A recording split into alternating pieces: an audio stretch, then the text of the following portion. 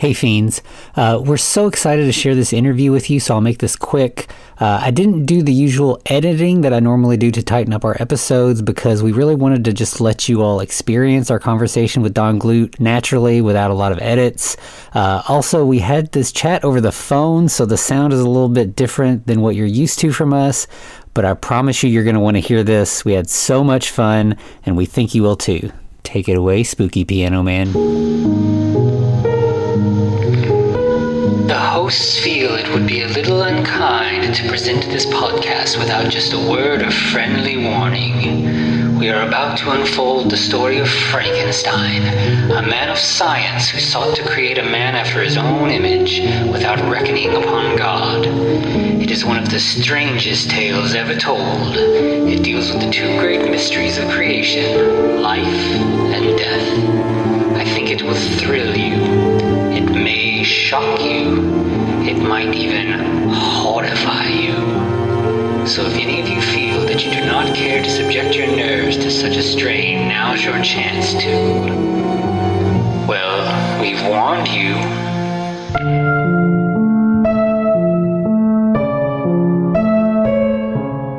Hello and welcome once again to the Frankencast. I'm the mad scientist Anthony Bowman. My pronouns are he, him, and I'm joined as always by the vanilla monster that is Eric Velazquez. My pronouns are also he, him, and we're joined by another special guest. Yes, we're joined today by Mr. Donald F. Glut, the writer and director of Tales of Frankenstein. Go ahead and introduce yourself. Yeah, hi. It's good to be on your show. I've been looking forward to this, so I'm sure we'll have plenty of things to talk about. Yeah, I think so. So one thing we always kind of talk about with Frankenstein fans is like, what is it about Frankenstein? Like, I know, you were making movies as a kid even, so clearly Frankenstein's been a big part of your life from the early days. So what is it about Frankenstein that kind of drew you in? I really don't know. Well, I have a guess, but I'll get to that. I'll tell you how I discovered it, and it's been like a source of extreme interest to me ever since. I was about, maybe 6 years old. And my mother, my grandmother, and I were at the local movie theater in Chicago where I grew up. In fact, it's the same theater where I had the premiere of Tales of Frankenstein. No, I'm sorry. That was Blood Scarab. But it was a theater I grew up in, and we were watching a movie called Tap Roots, which had Boris Karloff in it, and playing as we used to say back then, an Indian character, American Indian, Native American, whatever you want to say. Anyway, my mother, when he came on the screen, my mother nudged me, and she said, "Oh, that's Boris Karloff. He played Frankenstein," and I'd never heard of either of them, Frankenstein or Boris Karloff. So, but then that Frankenstein name stuck in my head. So when we walked home from the theater, it was just a couple of blocks away from where we lived. I said, "Who or what is Frankenstein?" And my mother said, "Oh, it was a movie about a man who they brought back to life," and that just resonated with me. And for years, this is in the days before we had home video and Monster magazine. This would have been like, early 1950s. I used to, what did he look like? And nobody could really tell me. I would get bits of information from different people. One person said, "No, it wasn't a man that was brought back to life. It was a man that was put together from body parts." And somebody else said, "Well, he had a flat head and a high forehead." Somebody else told me he had a nail going through his head. Well, what they were referring to, I imagine, were the electrodes on the neck. So all these little bits of information over the years kept coming together in my imagination. And one day I was walking home, and the only reference point I had was the old Dick Briefer comic books, which are the horror series, which were coming out on the newsstands back then. And I was walking home from school one day, and I passed a confectionery store. It was getting close to Halloween, and they had a bunch of masks hanging in the window. And one of them, I looked at it, and it had certain resemblances to that comic book character, but it also had the the electrodes, which looked like bolts on the neck, and it was a greenish color. It was the old Don Post half-face Frankenstein mask. So I went into the store, and I didn't ask them, is that a Frankenstein mask in the window? I said, how much is the Frankenstein mask in the window? And they knew exactly what I was talking about. And ever since then, so I bought it. It was $1.80. I'll never forget, $1.80. And, ever since then, it's just been something, a character and a theme and everything that I've been interested in. I love the whole idea. And, I was asked once, I was doing an interview with the BBC, and the BBC they asked me the standard question: why do people identify with the monster? And I stopped to think about that and stopped to think, and I was ready to give the old cliche standard answer. Well, we're all awkward as teenagers, and we're trying to fit into the world and all that sort of thing. I said, wait a minute. That wasn't the case with me at all. I never really identified with the monster. I identified with Victor, the scientist, because he was actually creating things, doing things. And that's what I've been doing all my life, making things and writing stories and artwork and making movies and all kinds of things I wanted to put together myself. And that's what, I didn't want to be guilty of all the things he was guilty of in the story, but I wanted to do things. I didn't want to be the one that was put upon like the monster was, and so I don't know if that answers your question, but that's the best answer I can give to that.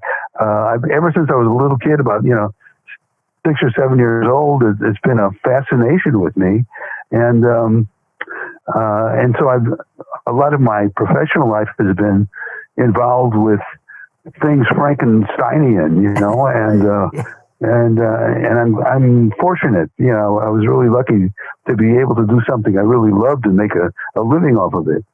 Right. I think it's really fascinating, though, that all of those stories that people were telling around you, well, appropriately created a Frankenstein's monster out of Frankenstein's monster.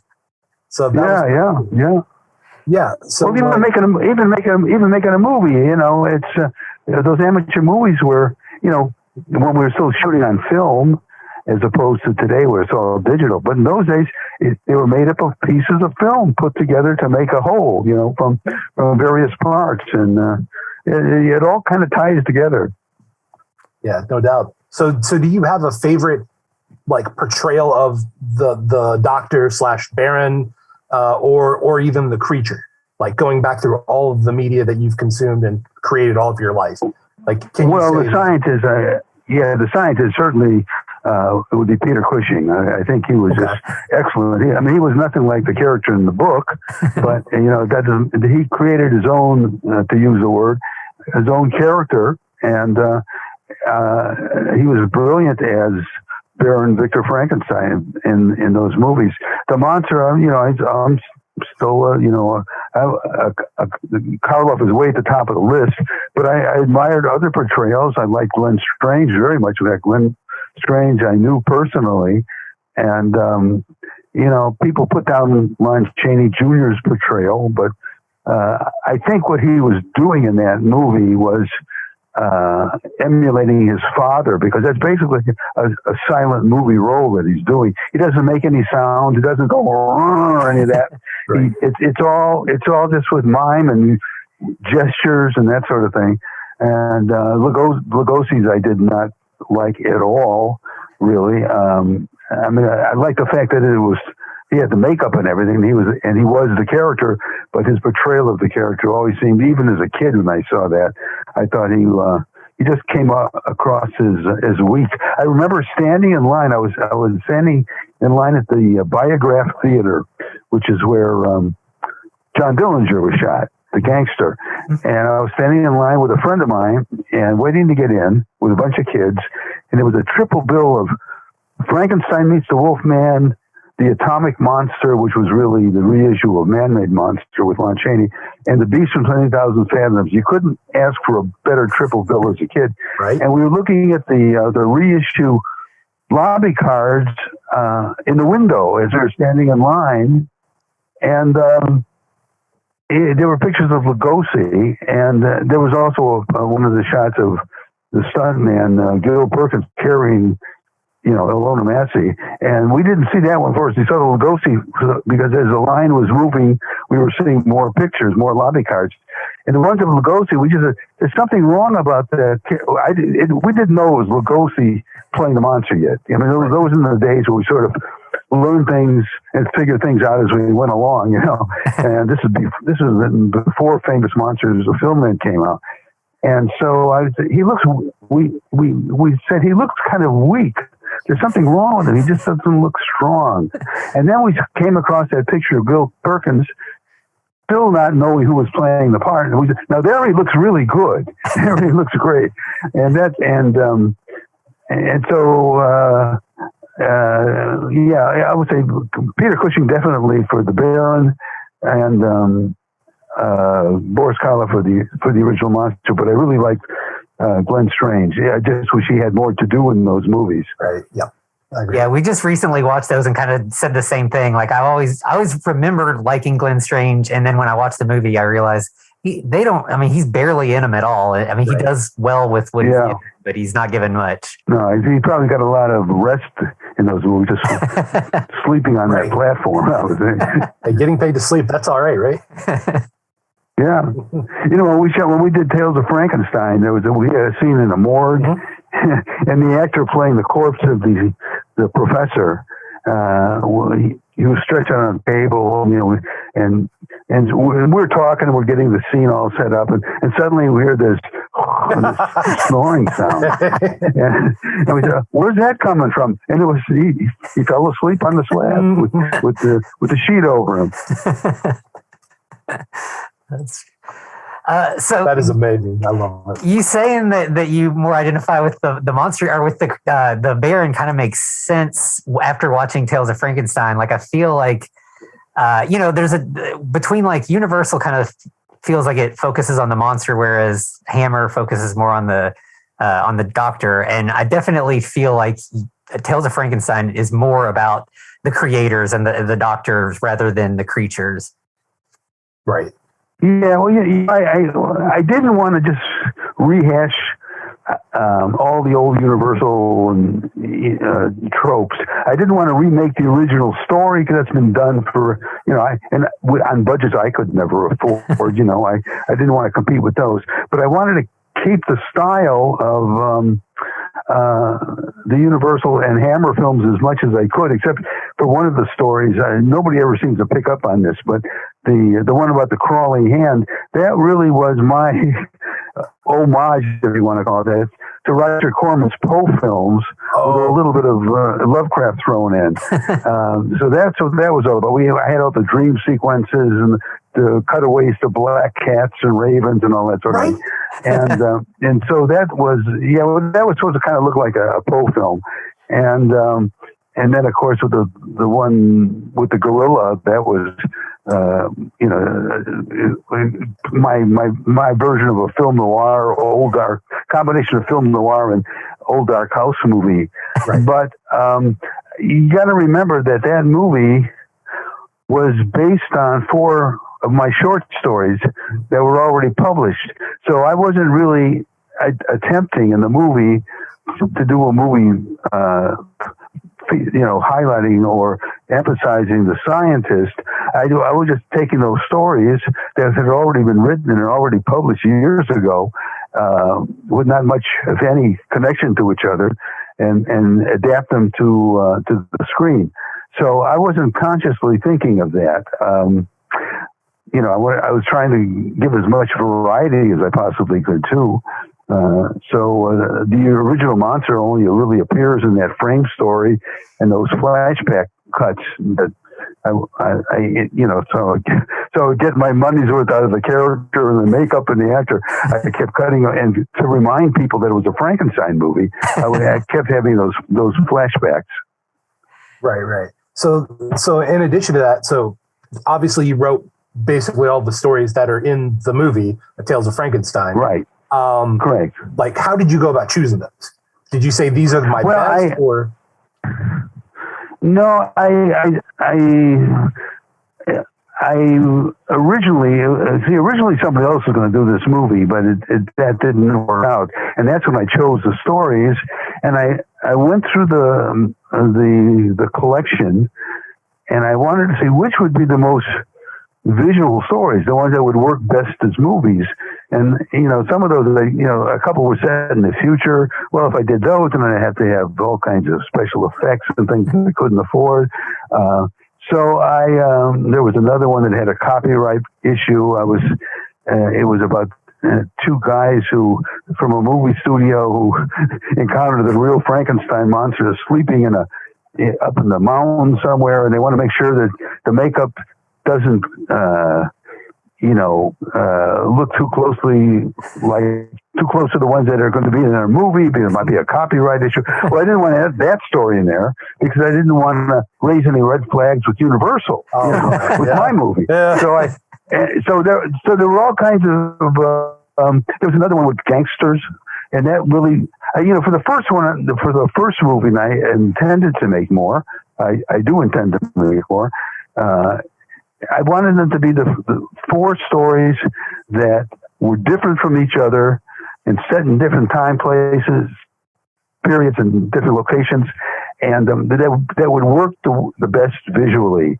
And so those are the ones I took. And originally it had 5 stories.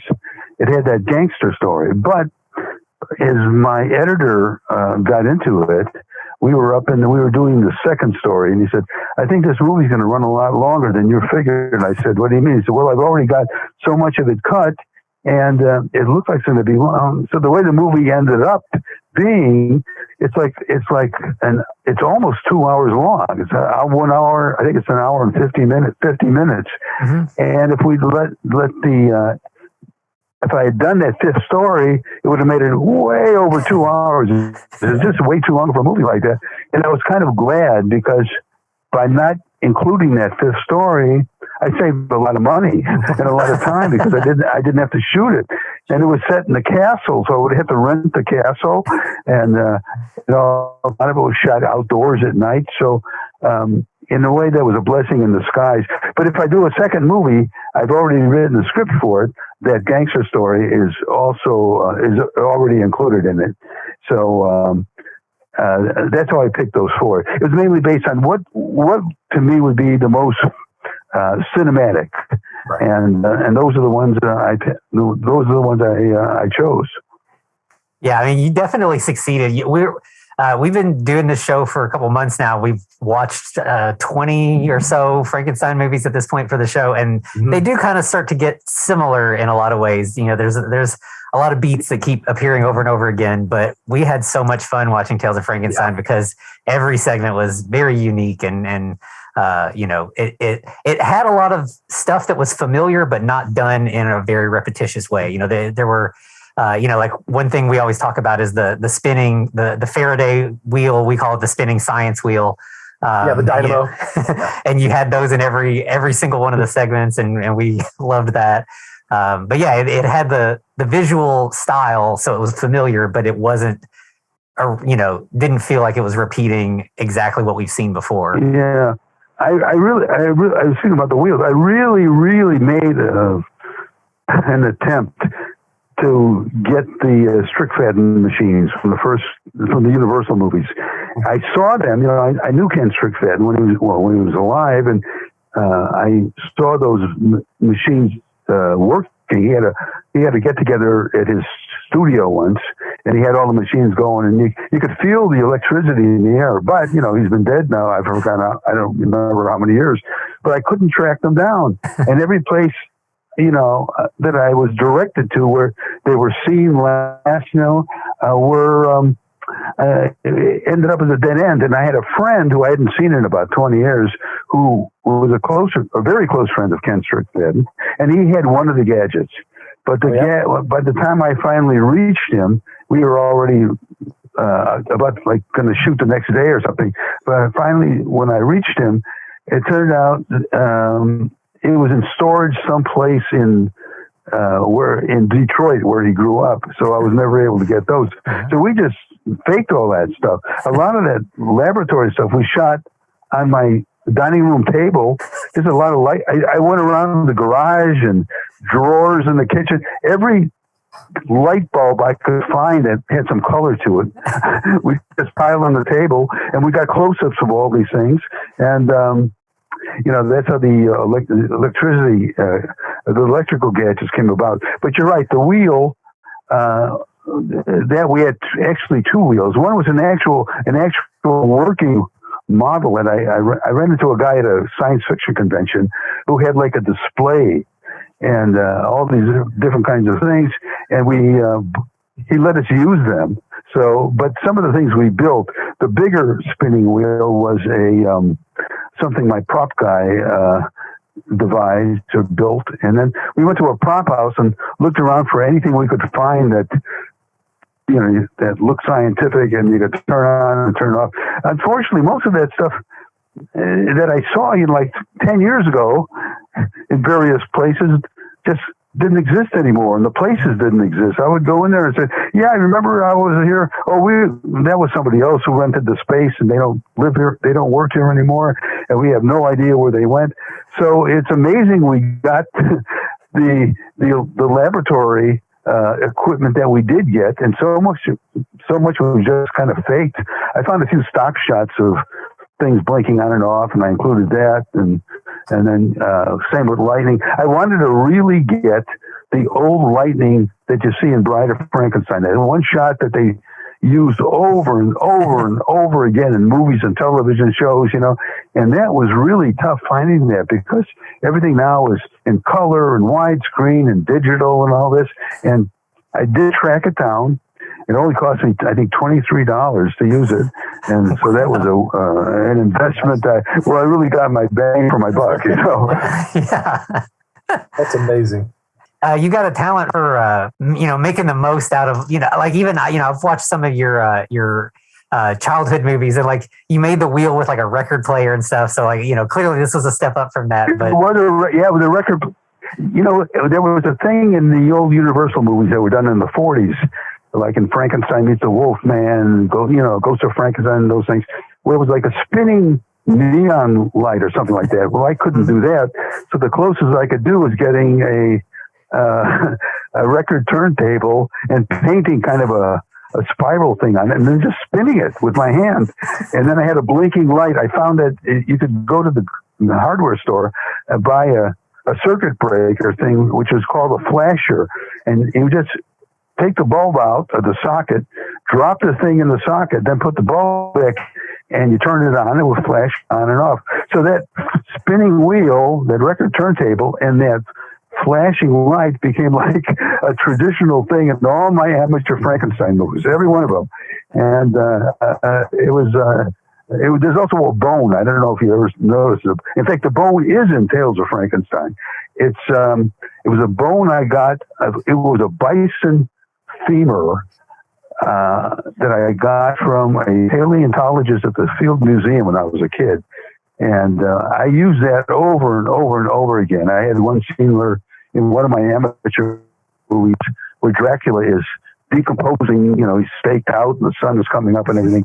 And I cut to his leg, and I took my pants and I put I had this bone sticking out of it. And it's in Tales of Frankenstein, if you look, in one of those laboratory shots. It's sort of my good luck charm, I guess. That's awesome. That's really cool. Yeah, so I got to ask, so the props that you made listen, we're very big fans of the dynamos and, as we call them, science wheels. So the ones that you have are for the Tales of Frankenstein. Where did they go? Does someone still have them? Do you know where they are? I have the big wheel in my garage. Okay. And all the light bulbs went back to the boxes and drawers I found them in, And I think I have all the actual props. Most of those things really weren't props; they were just light bulbs flashing on and off, And I had to be careful. I didn't want to show the brand names or anything. Right. When I was making amateur movies, I even used sparklers, because they, to me, look like electricity sparking. And I even, in Monster Rumble, I had a friend who had who got me a 18,000 volt generator, I think it was, or I'm not sure it was. Anyway, it created a spark, and we made a dummy of the teenage Frankenstein lying on the slab with the face all wrapped up and everything. And I hooked this thing up, and if you look really close, it's really hard to see, but there's a big blue spark zapping the electrodes on the neck from this generator or whatever it was, and that was real. And I actually built a Jacob's ladder for that. The trouble is, a lot of that stuff didn't photograph well, and people don't even realize what they're looking at. So you said the stories were all from. So I know, like I read the first New Adventures of Frankenstein book. I know. So one of the books is like a collection of short stories. Is that where they all came from? Yeah. There's a collection of short stories called Tales of Frankenstein. That's among, I originally wrote the 11 books, and one of the 11 books, number 10, was Tales of Frankenstein. Now there are 12 books because a few years ago I decided to bring the series to an absolute final end, and I had some complaints. And especially one of the reviews, that the last book in the series of the 11, there was never a one-to-one confrontation between the monster and Bert Winslow, Dr. Bert Winslow, who was the guy who brought him. In fact, Bert Winslow doesn't even appear in the last one. And they said they were missing that last thing. They wanted something like Errol Flynn against Basil Rathbone in The Adventures of Robin Hood or something. That final one-on-one, kind of confrontation. So I decided to write a 12th one. And since Pulp 2.0 Press was reprinting the books in those two big volumes that came out a few years ago, 12 balance it out. Have 6 books in one and 6 in the other. And so the publisher went with it, and I wrote that last. I didn't know if I could. It was like 40 years later that. Since I'd written one, I'll tell you, it was like the old story about getting back on a bicycle or something. It just came out naturally, like nothing had changed. And I don't particularly enjoy writing novels, but the Frankenstein one I kind of did, and that one I had a good time writing. Yeah, I have the ones that came out in like around 2000, so I don't have that 12th one. I'll have to try to pick up the bigger volumes so I can check those out. Yeah, and they're also, because when they came out in those magazine forms, they're just loaded with embarrassing typos. Editor never really edited the things, and a lot of them, when you're working on a computer, a lot of strange things can happen. So there were some really embarrassing typos. So when they came out in the 2 volumes, I said, I want to be able to go through and catch all those typographical errors and things, and sometimes the same word would turn up in the same sentence, and so they let me do that, and I think I caught pretty much everything. And so anyway, yeah, those are the two definitive, those 2 big volumes are the ones to get if you're going to get anything, because they've all been corrected, and they're all there, all including the last one, the 12th one. Okay. Yeah, I'll definitely pick those up. Yeah, no doubt. So let's kind of circle back around, though. Going back to the movie, so you were talking about the Frankenstein, you cut back to the Frankenstein monster a couple times. Like, did you have an alternate framing tale in mind, or was it just kind of, we have the monster going through the piles of rubble? Well, those scenes are in the script. I mean, just doing kind of nondescript action. When we had the actor Scott Frazina and makeup by John Goodwin, we were at a location that was very expensive, and that was where the first story is said, My Creation, My Beloved, and that location was it had like a dungeon. I mean, it looked kind of like an old. It was actually supposed to be an abbey. It was built, I think, in the 1940s, but it was very expensive, so we could only shoot there 3 days. And that's all I could afford. And by the time we got to those scenes using the monster, by the time he was made up and then we shot everything else for that day, we only had we had less than an hour to shoot. Less than an hour.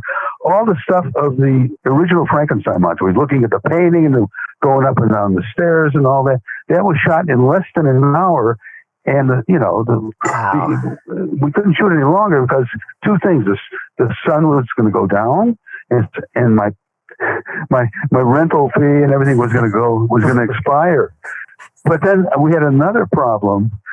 When the monster's coming down those stairs and going up the stairs, we rented a jib arm. Now, if you don't know what a jib arm is, it's kind of like a mini crane. And you put the camera on it and you get those great, what look like crane shots, but they're actually on the jib arm. The jib arm didn't work. So we were also confronted with the problem of not having a jib arm. But I wanted to get those shots because they were, to me, necessary to open the movie with, to give it kind of a classy look, an expensive look. So we faked it. We had the cameraman, it was like handheld. He was holding the jib arm in a way, and that we could give the illusion that it was shot with a jib arm, but we didn't have a jib arm, so it wasn't shot with a jib arm. There's another scene sequence that was similar to that, where we went to a location to shoot the tropical islands footage for the one with the gorilla and the Asian jungle girls and all that. Mm-hmm. And I wanted to have a scene where it ended with a pullback from the house going through the fence and all that to a wide shot. And I found out the cameraman did not rent any dolly tracks. Oh. So how are we going to do that? It's the climactic scene when we had the voiceover, the private detective and his brain is in the gorilla's head and all this. So we faked that. We shot that we did it at high speed so we could slow it down, and it was handheld. So it was like just walking backwards with the camera to get that effect. And we couldn't I wanted to have some pan shots, some dolly shots going past the house and everything. That was all done from a car window. We just got the cameraman in the backseat of the car, and when we drove by, I mean, it's amazing how we jury rigged so much that went on in that movie, and nobody will ever know. It's because one of my goals always in making movies, no matter how cheap they were, to make them look as expensive as you could possibly do. And a lot of people don't bother. They're making these low budget films, and they look like they look cheap. But I wanted to get that kind of that hammer look, that kind of what's the word I'm trying to think? That kind of Baroque look, mm-hmm. That expensive, classy look. And so I hope I achieved that. I hope we achieved that. But sometimes you can't imagine what people like me go through to end up with anything on film, Yeah. Yeah. I mean, that's definitely, when you watch a lot of low budget movies, you can tell the ones where it's like people just want to make some money quick. And then you can tell when somebody like you really cares about what they're doing and wants to make it as, wants every penny on the screen and wants it just to look, as good as it can for as little as possible. I mean, it's like a labor of love, pretty much, because, I would just like to make some money slowly, let alone quick, Yeah. But, I wanted to wait on Tales of Frankenstein. I mean, I could have made this movie a long time ago, but I wasn't ready for it yet. And I was making those softcore lesbian vampire movies and things. And I didn't want to make it like that. And so I wanted to wait. And then what I found out was that the 200th anniversary of the publication of Mary Shelley's novel was coming up. So I said, why not? I'm going to make this now. I wanted to get the movie out, have it released the same year, so to coincide with that 200th anniversary. And we made it. I got the idea a couple years earlier, so we had a couple of years to play around with it and do it without rushing things, and we did it. Yeah, I mean, it turned out great. And I saw the that you had like the dedication at the end about that. Yeah. So I saw, like, on your site, it says that you got Tales of Frankenstein 2 in the works, but I know I was kind of discussing with you a little yesterday, and you said you have actually a couple of other Frankenstein related projects you're working on. the movie, the second movie, I have a script for, and you know, I mean, if I had the money right now, I'd be shooting it right now. But I don't have the money right now, and then with this pandemic thing, that sort of put a lot of things on hold. So, but I do have a script, and other things that I'm doing right now. I mean, like literally working on it today. You know, I have two things. One is there's a publisher called Strange Particle Press that's been reprinting a lot of my old books. And one of the books they want to reprint, which is actually, I guess it's pretty much ready to go, is the Frankenstein Legend, which I wrote and came out in 1973. You know, and I said, but you know, a lot has happened since 1973. I don't want to update the book because that would take the rest of my life to do that. And there's been so much Frankenstein-related stuff, as you well know, since 1973. Things I didn't particularly want to write about, you know. And I've written books like that in the past. And you spend most of your life working on those books. They don't really make a lot of money. And I would rather be doing something else, you know, going socializing or whatever. Anyway, so. But also there were a lot of errors in the book because there were those, you know, that book was written before we had the internet, before we had home video, and a lot of the things were written by, I assumed a lot of things were second, you know, best educated guesses and things. So I wanted to deal with some of that stuff, like, you know, who doubled Lugosi and Frankenstein meets the Wolfman and some of these things. So I've written a fairly detailed afterword that's going to go in the book with a lot of photos that I didn't have before, of stuntmen, doubles, and all that sort of thing. So that's the one project, the Frankenstein Legend, which will be coming out in a brand new edition. The rest of the text will be as it originally came out in 1973, because there's a certain amount of nostalgia attached to it too. A lot of people said, "Oh, I had that book in the library when I was a kid, and I loved it." You know, well, now they can have that same book, but with this section at the end that's added on, explaining away some of the errors and misjudgments and you know, correcting people's names and that sort of thing. The second one is another Tales of Frankenstein project. You know, I wrote a number of books relating to the movie. There was a book called Tales of Frankenstein, the book of the movie. There was another one, Tales of Frankenstein photo book, which is just photos. There was a graphic novel. Well, I was a couple of weeks ago, I was trying to get to sleep.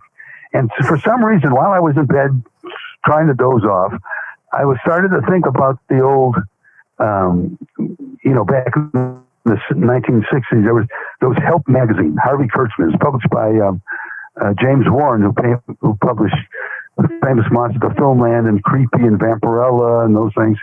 And there were a lot of full-page photographs with funny captions. And then I thought of the old Stan Lee's Monsters to Laugh With and Monsters Unbound and all those things that he did, which was the same thing. And I knew Stan, and Stan, one of the things Stan liked to do, really loved doing, was writing funny captions to books, to movie stills. And I said, you know, I bet that is one. Let me think about that. And I woke up in the morning, and after I had my coffee and fed my pets, and did my exercise and all that, I sent an email to my publisher, Strange Particle Press, and I said, would you be interested in a book of nothing but photos from Tales of Frankenstein with funny captions? And within about 10 minutes, he said, yeah, let's do it. So it took me 3 days to put the whole thing together. And so that's going to be coming out. I don't want to give away the title yet because it's a very cool title. And, you know, not that anybody's going to steal it or anything. It hasn't been formally announced yet. Yep. So I think Frankenstein Legend will be coming out first. And then and then the Tales of Frankenstein with the funny captions will be coming out second. So those are the two things relating to Frankenstein that I've been most recently involved with. Wow, that's really exciting. I've actually been trying to track down a copy of the Frankenstein Legend, and they're like, you know, with it being out of print, you can't find one for if you're lucky, you can find one for like 60 or $70, but they're usually a lot more than that even. Yeah, I don't know what they're going for now, but I think everybody will be happy with the afterward, because so much is I clear up in that, and I've got some interesting pictures that people haven't seen before, or at least not many people have seen before. So I'm waiting for that, and then they're going to follow up. I wrote 2 more books for the same publisher that followed Frankenstein Legend. One was called the Dracula Book.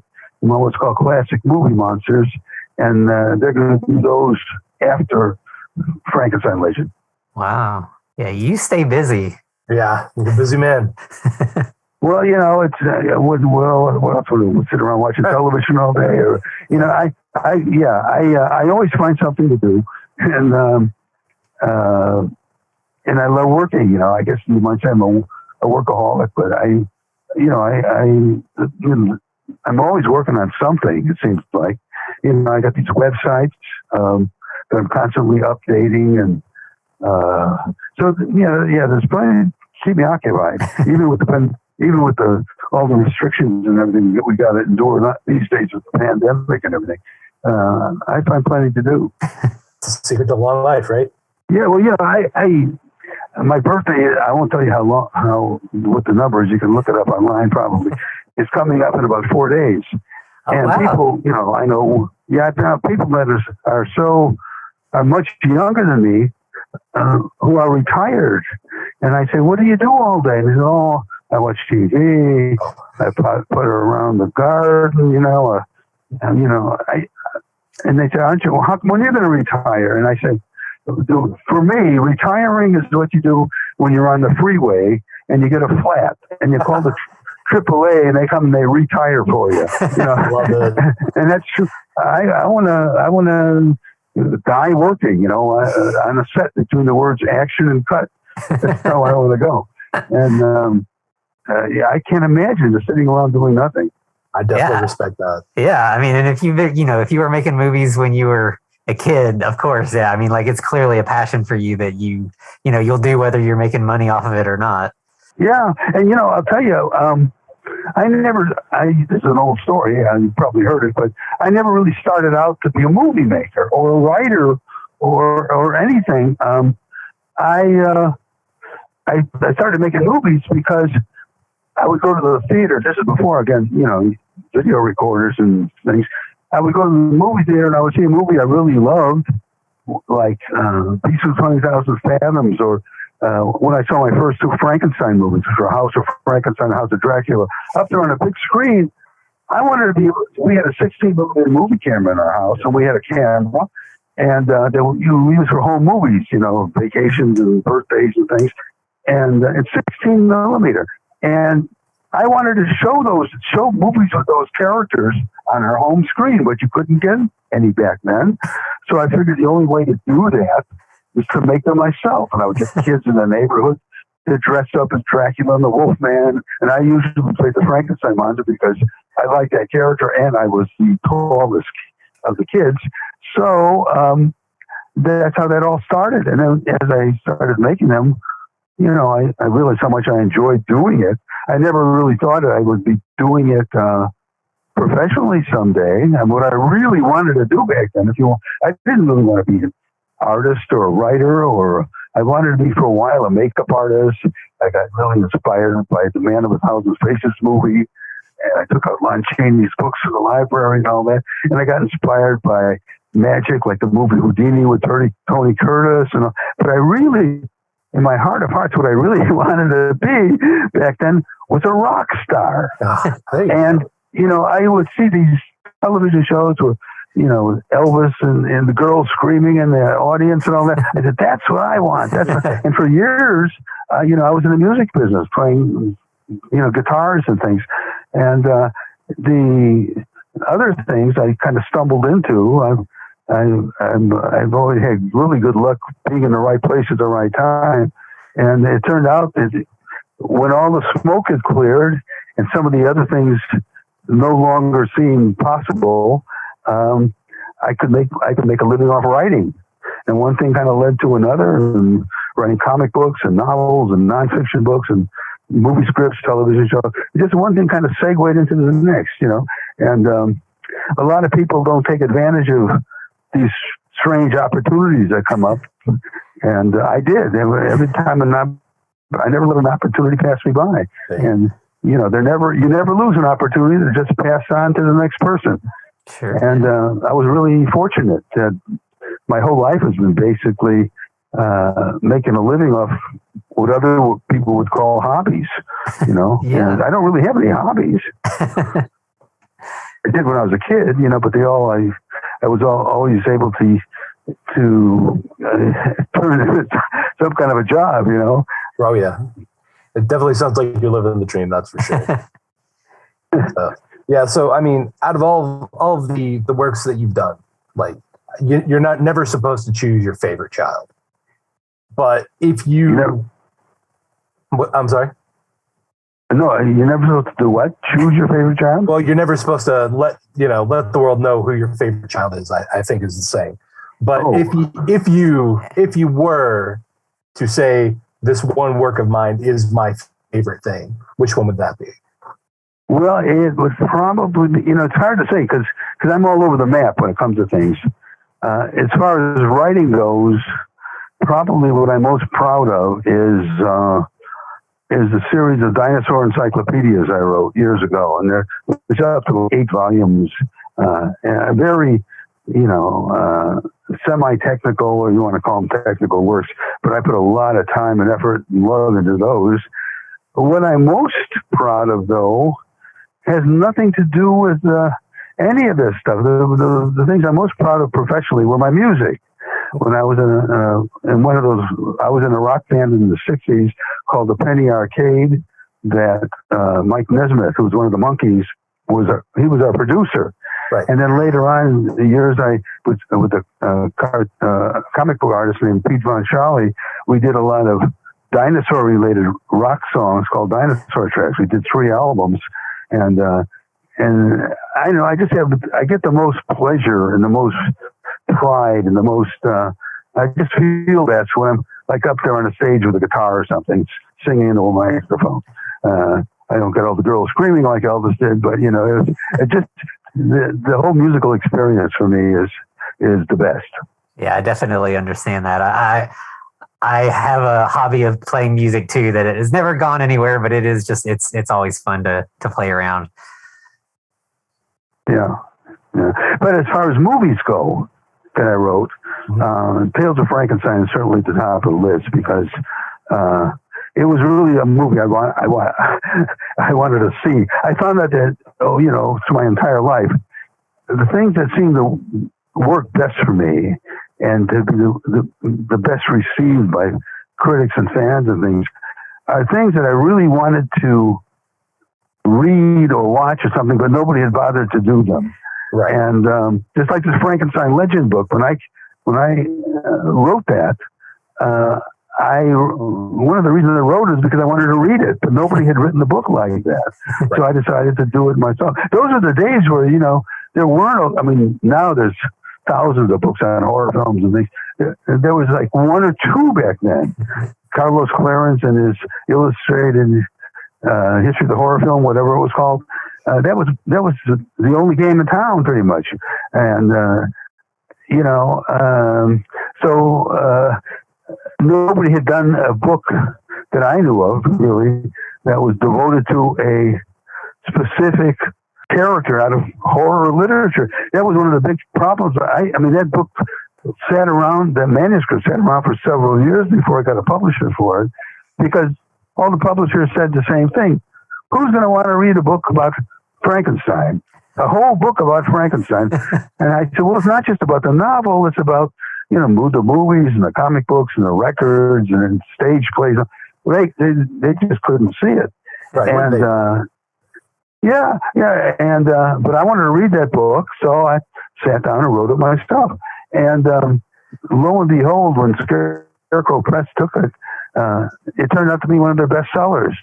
Wow. And so they just jumped at doing 2 more, the Dracula Book and Classic Movie Monsters. And nowadays, you get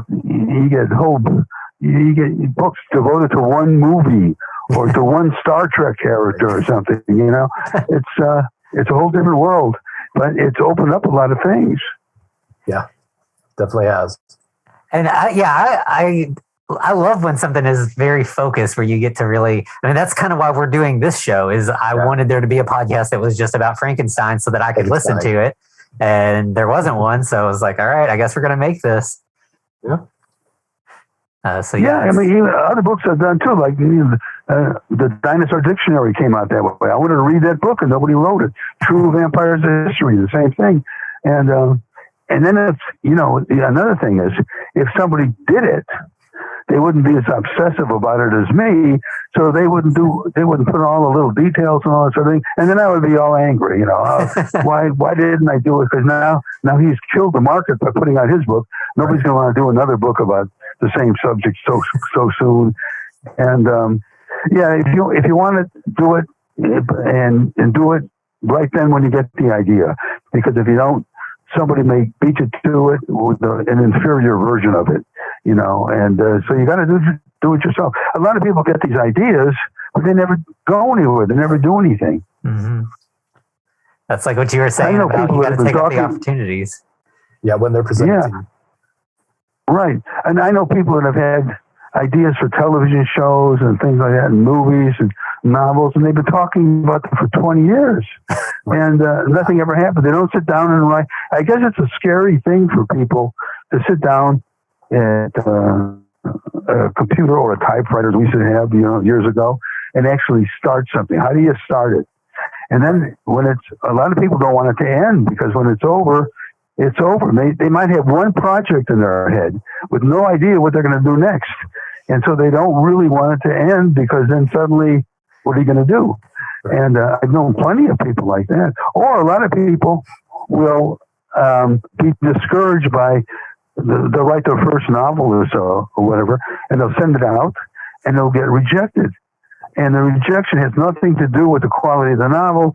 It might have to do with what day of the week it came in. Maybe the editor wanted to go home for the weekend, so it doesn't give it a real fair reading. Or it came in the beginning of the week, and you got all the stuff piled up from over the weekend, and he doesn't have time, and he just sends it all back. Or like an actor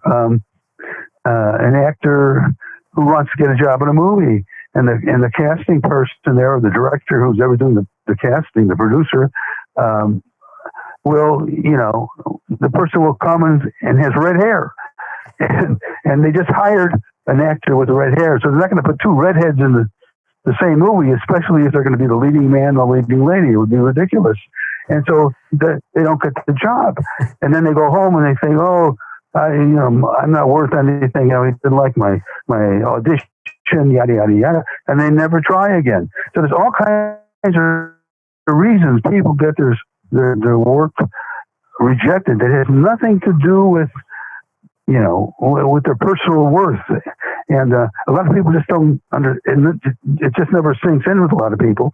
And they never pursue the career. And a lot of people, like most of my relatives and friends in Chicago where I grew up, it never solidifies for them. It's just a hobby. So it's they'll take a job when they're bagging at the supermarket, for that security, and they never pursue the art or the writing or the thing or the music or whatever it happens to be. Yeah, and all they need to do is take a look at your career and see like what hard work and perseverance can do for you. Yeah, absolutely. Well, to me, failure was. A lot of things I got rejected years and years ago, and but the alternative, back in the 1970s, I made a good part of my living writing for the teen magazine. Writing about all the Cassidy and Michael Jackson, all these people making up stuff, and none of it was true. But to me, writing something I didn't like or didn't enjoy was way better than working like in an office someplace, right? Yep. or in a warehouse. It's a no-brainer. I would rather be doing something that I liked, which was the process of writing, even though it was about something I had no interest in. Like a lot of those Saturday morning cartoons and things, which were terrible. But I would rather be doing that than driving a taxi cab or something, or working in a factory. Definitely spoken like an artist. So Yeah. I agree with that 100%. Well, I know we told you we just keep you for an hour, and we're getting close to that, so I don't want to keep you too much longer. One question though, I did want. So Frankenstein obviously has been around for a long time. Where do you see like Frankenstein stories going in the future? Well, I don't know. That just depends on the writer's imagination, I guess. I tend to like the old gothic classic types of things that were done at Universal and Hammer Films, and I personally have written a couple that in that Tales of Frankenstein collection of short stories. There are several there that are set in the future, way in the future, and that caused me a problem because when I wrote those stories, I never thought I was going to do a 12th novel. And when I was doing the 12th novel, I wanted to end it, on a real final note. But then I remembered, hey, I have this story in the Tales of Frankenstein collection where these aliens find the Frankenstein monster, in a ruined earth, encrusted by, I think it was lava or something. So I've got to write a story. My 12th story has to end in a way that it ties in with that short story, because I wanted to have continuity, and that caused me some. I figured it out. I'm good at that sort of thing, figuring out these problems. But I did that, and that was set way in the future. And I did another one with an android that was set in the future. And I think more with the computer that was set in. So that's where my stories went. I've already done that sort of thing. I've already explored those ideas, but I'm not a science fiction writer. I'm not one of the ones, the ones that are much revered at conventions and things. So I haven't read really enough of it to be a science fiction writer, enough science fiction.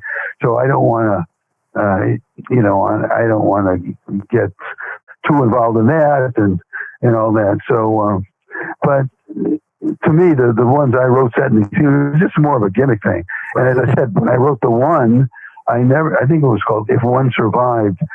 I never thought that I would be writing a 12th novel, so I had to figure all that out. And in the 12th novel, there were some more things. I'm of the, I guess, conceit, you might say, that most of the stories that I've written, no matter who they were for, Marvel, DC, my own, Gold Key Comics or whatever, that they all take place in the same universe.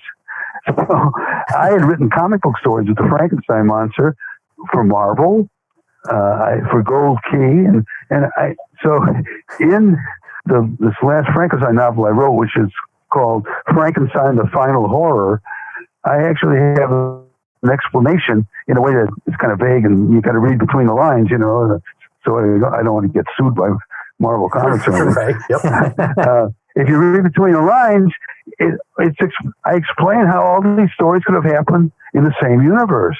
Wow. And that's the kind of thing I really have a lot of fun doing. I have little clues planted all over, not only the Frankenstein novels, but in other things I wrote.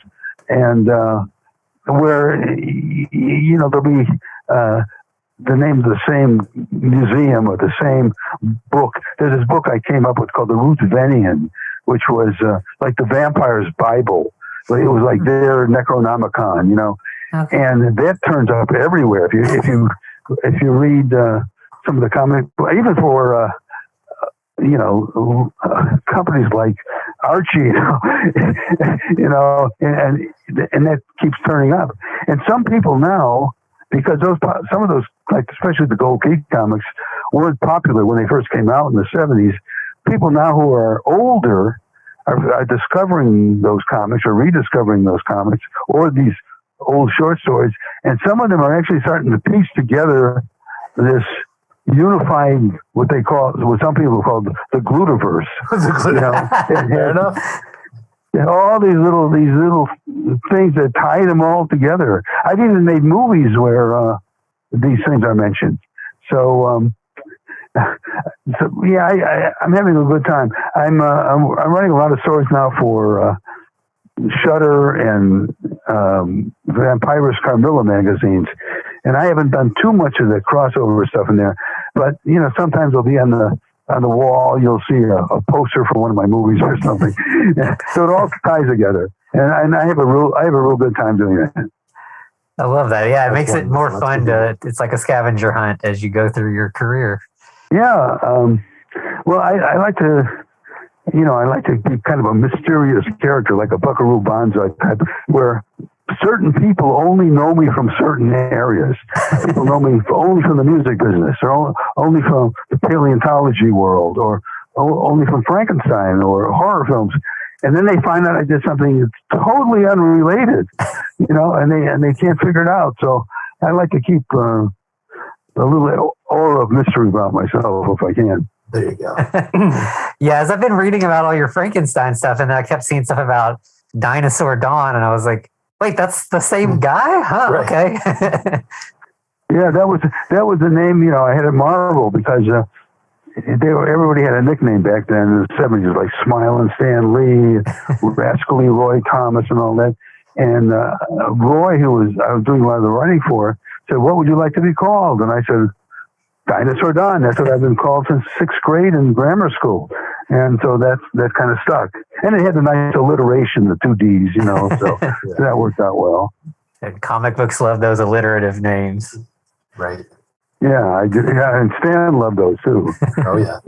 Well, that's amazing, sir. I do have to tell you that you, all throughout most of your career, at least as far as comic books, Saturday morning cartoon shows, and now even with Frankenstein-related things, I allow me to gush and say that you are one of my heroes. Oh, well, thank you. Where are you guys located, by the way? We're in like Louisville, Kentucky area. Yeah. Oh, Kentucky. Yeah. Mm-hmm. Yes, sir. I thought you were in New York because you said, it's at the East Coast, I think. So when I asked about the time, Kentucky. Oh, okay. Yeah. Yep. Yeah, we're still in the Eastern time zone, but yeah, we're closer to Chicago than we are to New York, I'd say. Right. Oh. Well, you don't have any accent or anything, so that threw me off too. Do our best to hide it now. So, But that flat Midwestern accent is just kind of, right. Yeah, it's pretty subtle. Well, yeah, we can't thank you enough. This has been so much fun. It's been a real treat to get to talk with you. Possibly I don't know if it came across my. I was going to say, I don't know if it came across my voice, but I've had a smile from ear to ear the entire time. So. Me too. What? So we've both been grinning ear to ear this whole conversation. Whole time. Yeah. Well, remember this, the Abbott Costello routine where Abbott says, "Smiling makes a man look stupid." And Costello says, "I smile all the time." And Abbott says, "See what I mean?" There you go. So be careful. Right?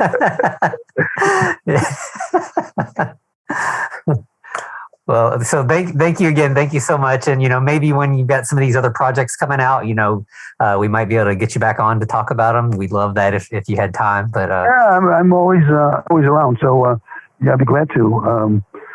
And this was a nice conversation. Who else have you had on the show so far? We haven't really had many guests. It's mostly just been us chatting about movies.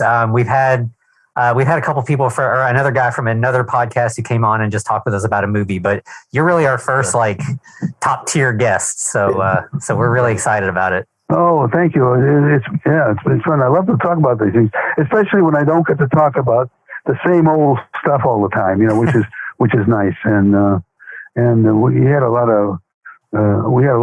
of different things we talked about, which I enjoyed. Well, good. Yeah, anytime you want to talk about Frankenstein, we are available. Oh, yeah. Okay. Well, I'm glad you liked my movie. It did win the Rondo Award 2018 for Best Independent Film. And the reviews have been, except for one, every review has been really, really, really good. And one, it was just somebody obviously had an issue with me or something.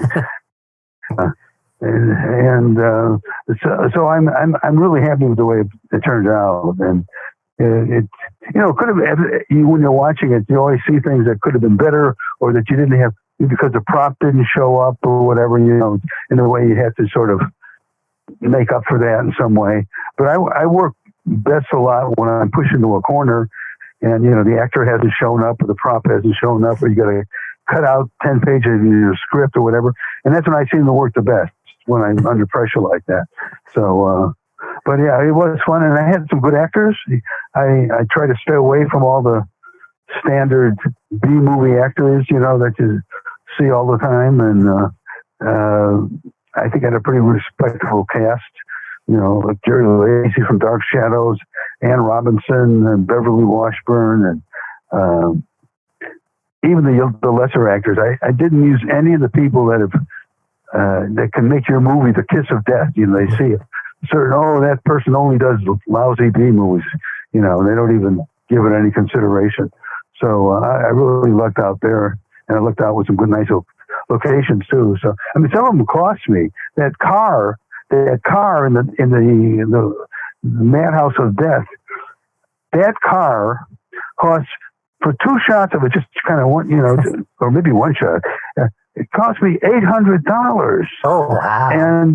And I said to myself, I could go the way of low budget movies and just start out that segment with the private detective walking with a gas can in his hand. Obviously, his car was somewhere. You don't see it, but he ran out of gas, and he knocks on the door. But that would be the cheapest way. And to me, having that